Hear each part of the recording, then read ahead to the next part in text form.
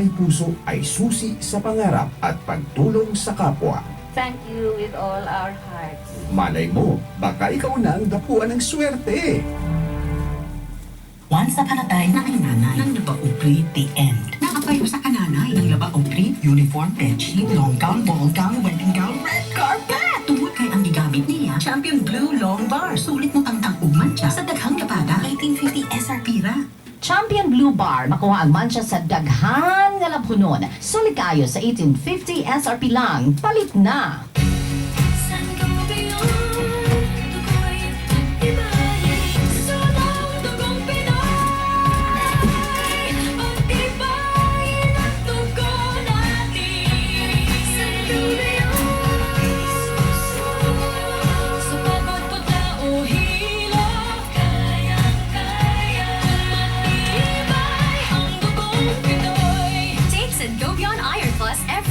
With proper diet and exercise. Multivitamins plus minerals is the generic name of Sangobion Iron Plus. If symptoms persist, consult your doctor. Kain na!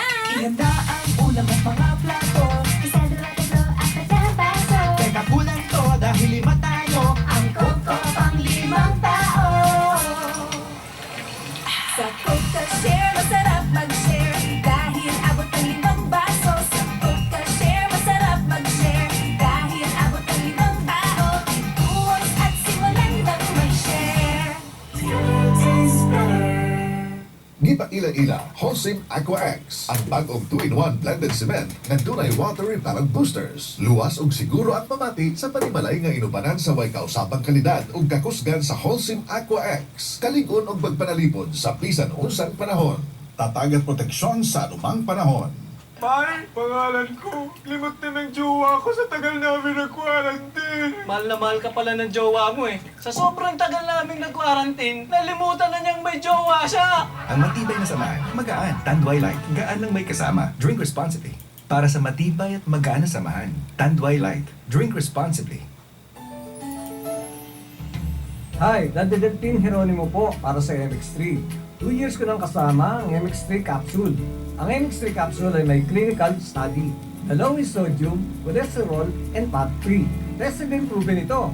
Mag-MX3 araw-araw. Tunay, natural, at original. Tulad ko. Mahalagang paalala, ang MX3 capsule ay hindi gamot at hindi dapat gamiting panggamot sa anumang uri ng sakit. Ipabilin nga tagsa ka metro ang gilayon sa tawo o ang gitawag nga social distancing aron malikayang matakdan sa COVID-19. O sa kapahinumdum gikan sa ACS Manufacturing, maker of smart dishwashing liquid. Ako si Ramsey Tangkonsyan, usa ka architect. Nakahibalo ko nga dili gyud maligayan ang tensyon ug kakapoy sa trabaho. Pero dakong tabang ang akong pagtumar sa MX3 capsule. Napulo na katuig ron, sabay sa saktong pagkaon ug ehersisyo. Mura na og himan ang MX3 capsule sa akong kinabuhi nga nagapahimo kanako nga mas maayo pa nga architect ug mas maayo na bana sa akong asawa ug papa sa akong mga anak. Mahalagang paalala, ang MX3 capsule ay hindi gamot at hindi dapat gamiting panggamot sa anumang uri ng sakit. Usara ka awag nimo, text o chat line. Problema ninggaan ka subo kalipay na. Ablihin na ang San Miguel, Philippines sa nimo. Sa Virgo tuyog ang barkada. Pag-Virgol sa tabay, pag-Virgol sa tabay. O kalami kaayo, Philippines ko. Pag-Virgol sa tabay. Isa ka nus away, biya ay pag-Virgol sa tabay. Drink responsibly. Beer call muna tayo. Bili na ng San Miguel Pale Pilsen sa suking tindahan. Drink responsibly. Ito ang DXDR 981 sa Dipolog City. Basta balita at serbisyo publiko. Tatak RMN. Fátima dolorosa, mostraste el fuego infernal, pidiendo para salvarnos un corazón veneral. Ave María, Ave María.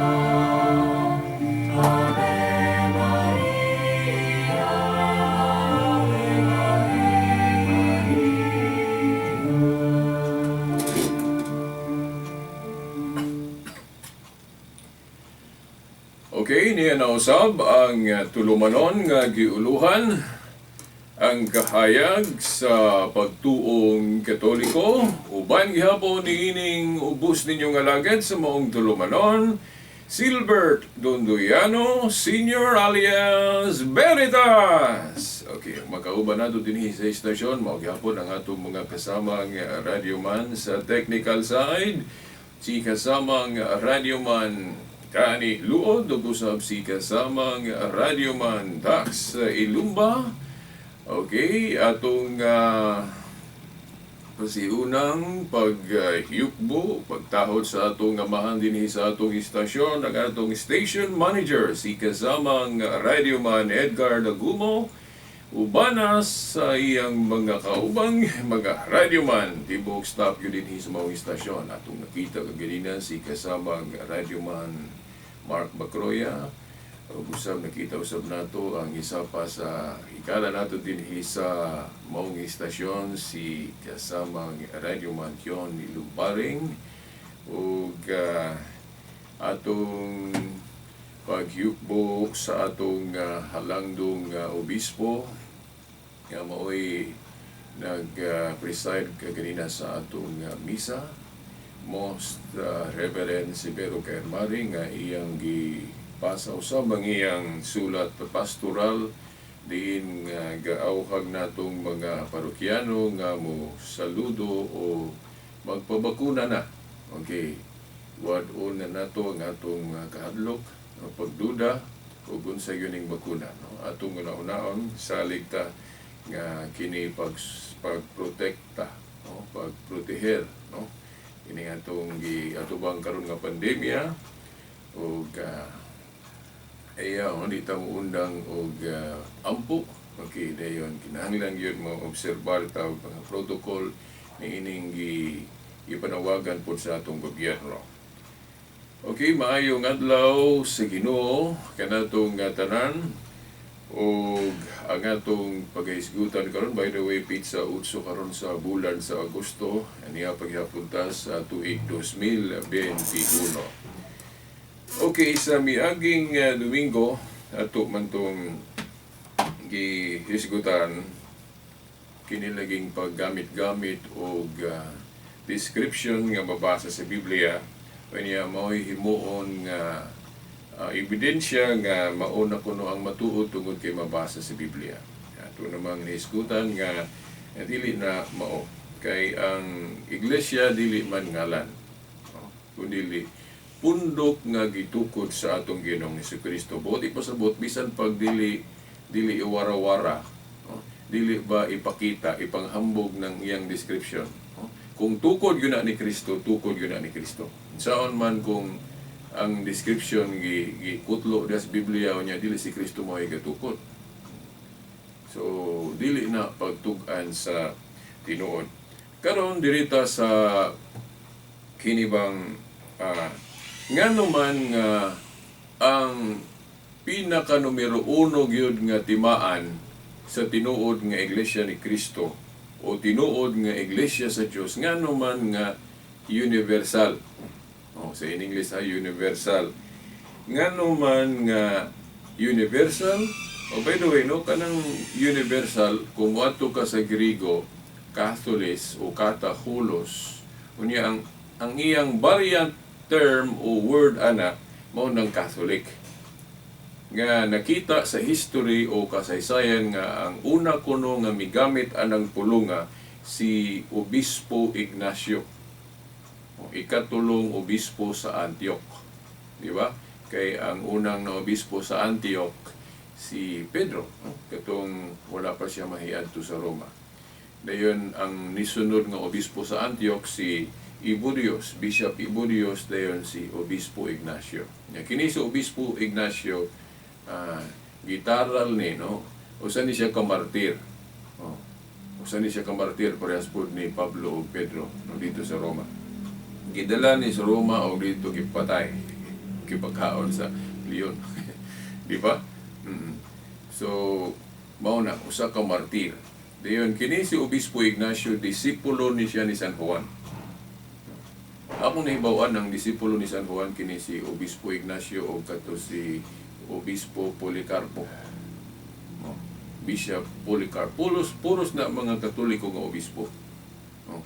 Niya, nakita manggod sa kasaysayan, sa history, nga ang unang migamit anang termino nga Catholic si Bishop Ignatius katong iyang sulat sa mga taga-Smyrnians niadto. Kung ang mga apostoles magsulat-sulat address sa mga lugar diin na hiabtan sa iglesia, si Obispo Ignacio na po siya suwat. Yan na pong giawat ba ang mga apostol, ang iyang mga teacher, kung magsulat-sulat address sa ubang mga dapit diin dunay nasakop sa simbahan o iglesia, sulatan. Okay. Sa una, siguro, no, di tayo makaingon, lipras karon nga daghan na magsakyanan. Okay, hindi ka nang sakyanan. Dali ra kay ta maabot o kasi ta paingon. Sa una, kung dili madalag adto ang maong lugar, suwatan lang. So, sa sulat ni Obispo Ignacio sa mga taga-Smyrnians, no, sa mga sakop sa simbahan o iglesia dito, nalitok niya ng pulong Catholic pag-describe sa simbahan o iglesia nga gitukod ni Kristo. Now, kung mutan-aw ta des Biblia, mubasa ta, o mato ta sa Griego, ang mabasa lang kanang pulong Catholis or kataholos, nga ang po sa buta na throughout all o universal sa Ingles. Kanya, sa sulat manggod ni Obispo Ignacio, unang nakita na pag-describe.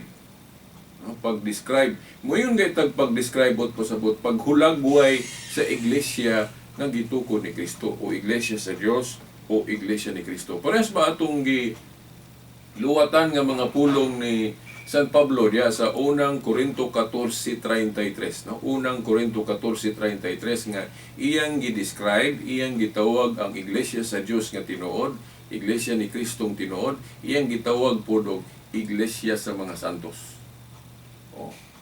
Church of the Saints, no?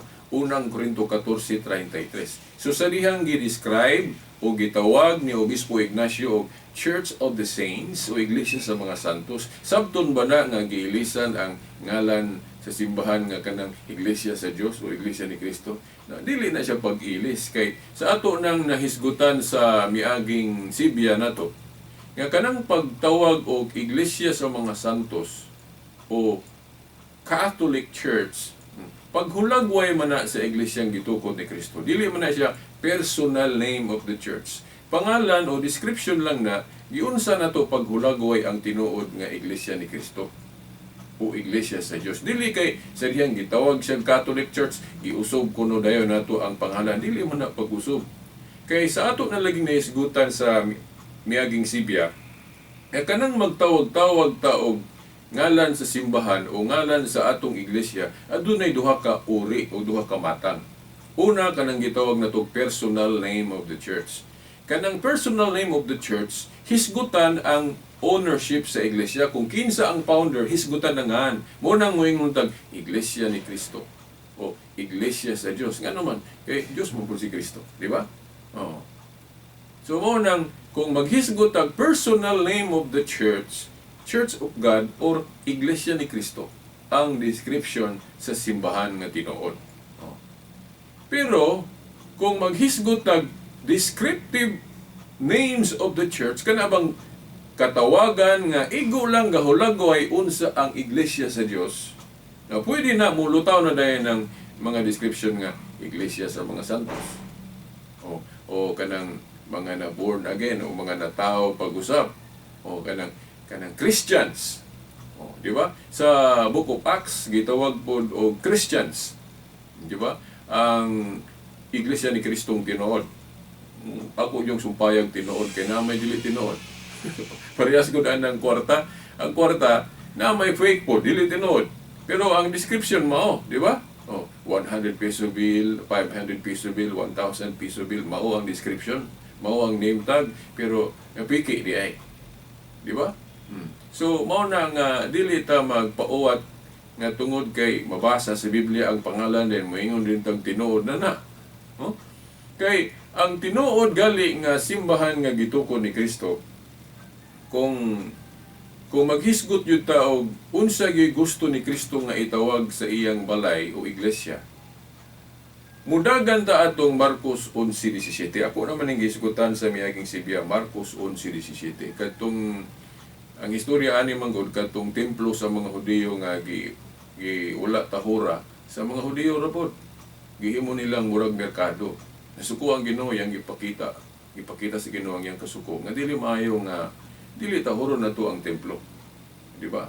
Ipanglimbuhan mangalitong sa tong tinda gipang negosyo nila dito sulod sa templo, di ba? Oh. Then nalitok din sa Ginoo, di ba?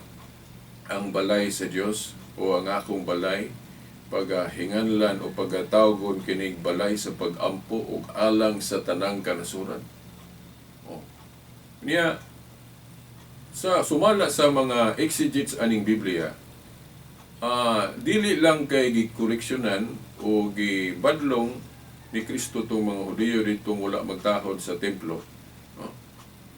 Kadto ko nung gipamulong sa Ginoo, gahulagway pud ni sa umaabot nga simbahan.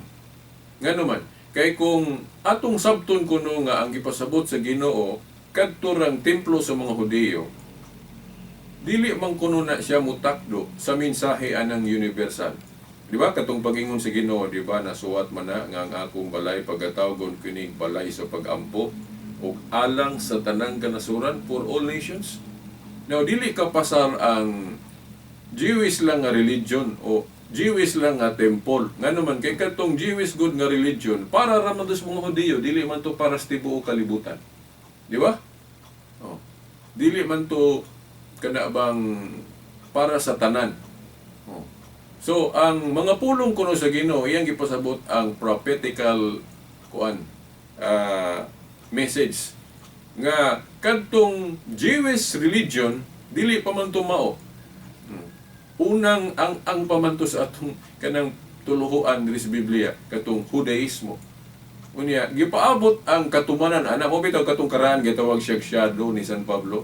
Shadow katong old covenant. Shadow but pasabot dili pa tumao. Gipaabot ang iyang katumanan, ang iyang fulfillment.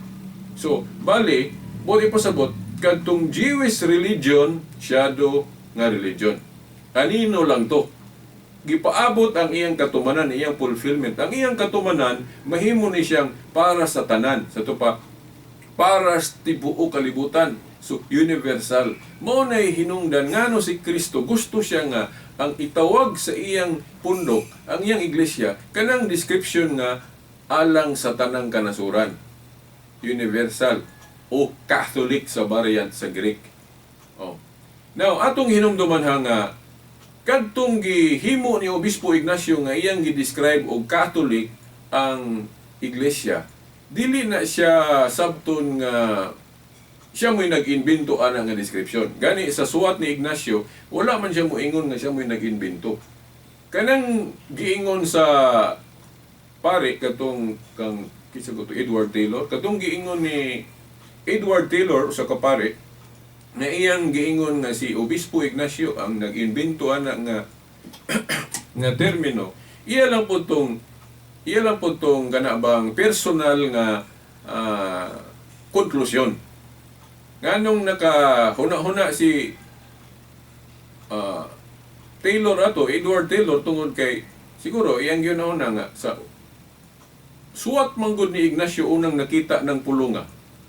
Munang yara pong gi-konklusyonan dayon na si Obispo Ignacio mo'y ga-imbento ana. Pero wala biya magingon si Obispo Ignacio ana. Kita gong mga tao magbasa, naamantay ka ng mga personal nga mga pangagpas. So sa atong mga personal nga pangagpas, mahimo galing maglahi-lahi ta.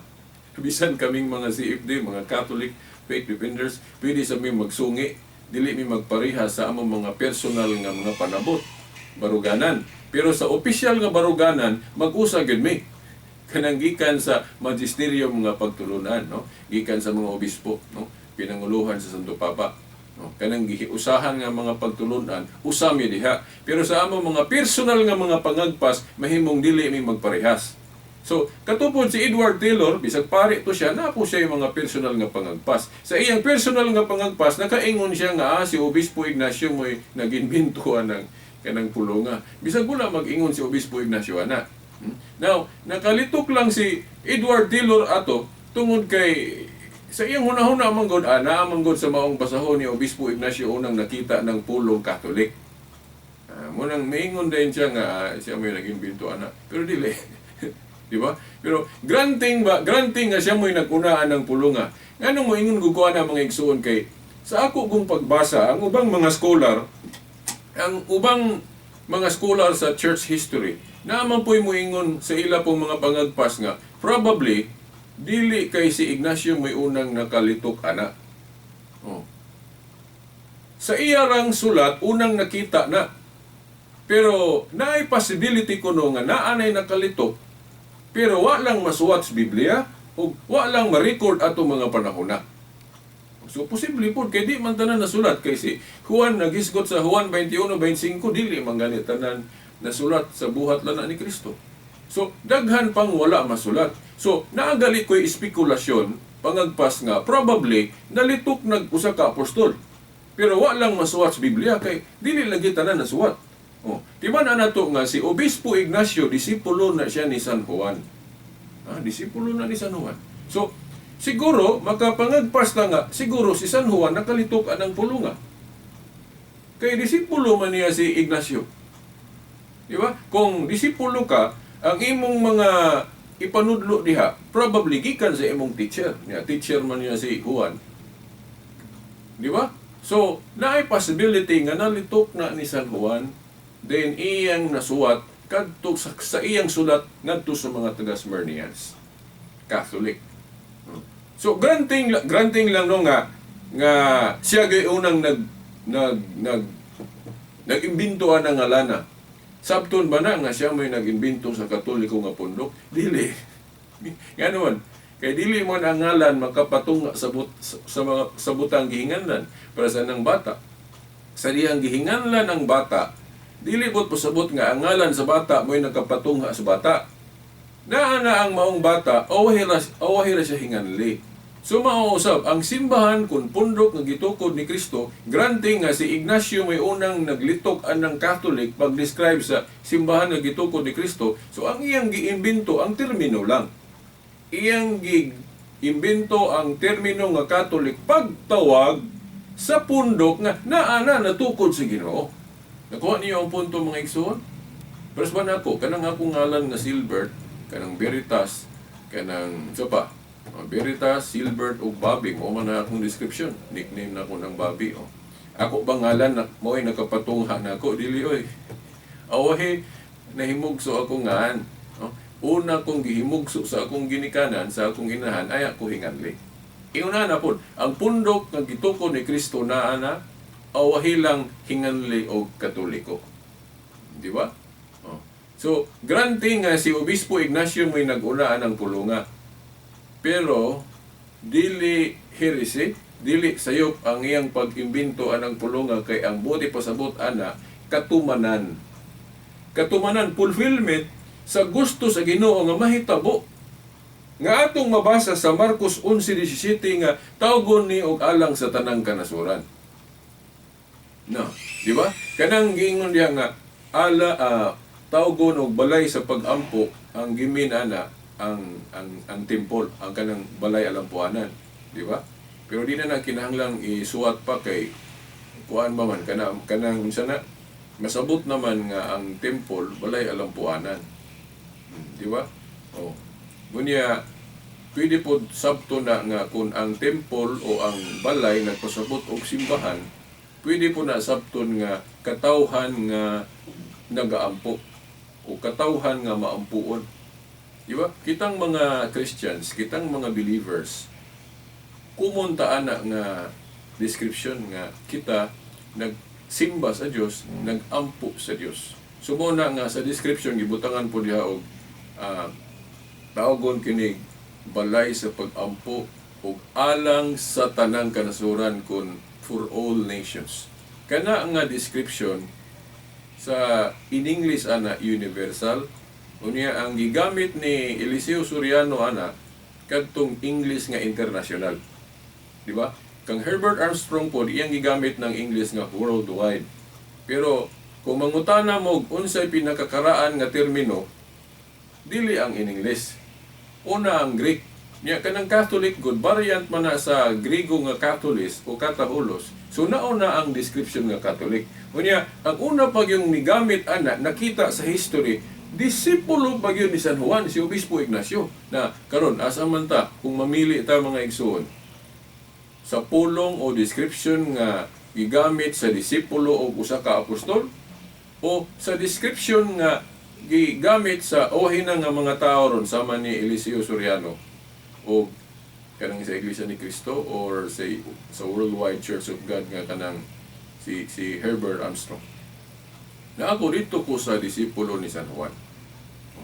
So, mao na hinungdan mga igsoon ngano kanang grupo ni Eliseo Soriano pag rehistro niya ng MCGI, Members Church of God International, nganong gipunan og international nga kung mubasa lang tag Biblia wa ba na gisumpay, di ba?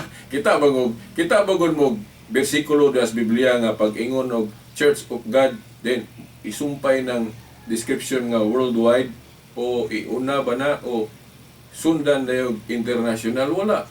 Ang mga apostol wala magsulat-sulat og ingon ana nga sumpayan nila, di ba? Pero si Eliseo Soriano iyang gisumpayan pagrehistro niya kay butangan mong gud ay identifying mark para dili mo parehas sa uban kay dili mo pud marehistro imong grupo kung mo parehas ang ngalan yun, di ba? So mao na nga gibutangag international niya. Wa mo kabalo mga igsoon nga nganong gi butangan og international ni Eliseo Soriano. Siguro nakahuna-huna siya atong gigamit po nato nga bersikulo mga Katoliko, Marso 11:17. No? Marcos 11:17 katong pag-ingon sa Ginoo, hinganlan og alang sa tanang kanasuran o universal. Pero dili siya ang gauna-ana. Kay wa pa niya na iparehistro ng description nga international, daan na nga ang Katoliko gagamit-gamit na ang variant Greek nga Catholic. So mo na hinungdan mga igsoon ngano nga Catholic ang pinaka number 1 description sa tinuod nga Iglesia sa Dios. Ngano man kay mao ni gusto sa Ginoo itawag kining alang sa tanang kanasuran. Nganong gusto man ang Ginoo nga matawag ang iyang pundok og alang sa tanang kanasuran o Catholic o universal para mailhan ang iyang kinaiya ikumpara sa daang religion nga gitawag lang og alang lang sa mga Hudiyo o Jewish religion, di ba? Nganong gitawag og Jewish religion tong karaan tungod kay para raman to sa mga Hudiyo.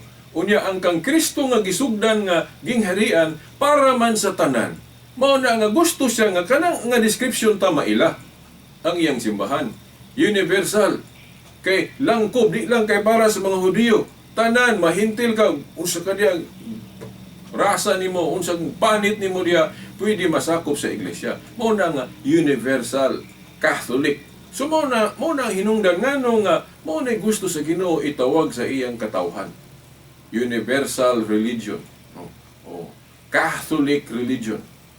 Unya kay daghan man mag-awat-awat ana aron na may uban pud nga moangkod pud sila Catholic bisan mga Adventist gali na inihibaw nako nga moangkod pud silang Catholic. Mao na nga nilutaw po ng description dayon nga Roman. Okay, sama sa Central Bank, kung naanay mag-awat-awat diha sa description, butang nga nila glaing description to identify sa dili piki. Mao na nga ang simbahang Katoliko gipun-an og description kay mo man yun ni tinuod nga authority. Gipun-an niya Roman at tangin ninyo sa sunod Domingo pohon akong hisgutan pag-ayo nganong nahimong Roman ang tinuod nga simbahan with biblical support. Wa naman daigong panahon hangtod sa sunod Domingo pohon sa mga oras ug istasyon. Sa ngalan sa Amahan, sa Anak, sa Espiritu Santo. Amen.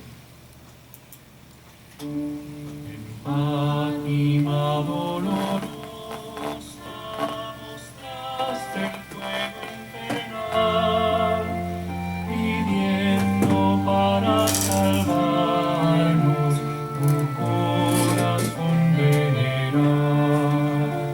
Ave María, Ave María, Ave María, Ave María.